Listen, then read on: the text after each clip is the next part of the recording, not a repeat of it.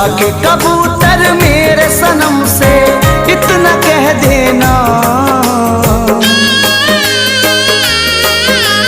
जाके कबूतर मेरे सनम से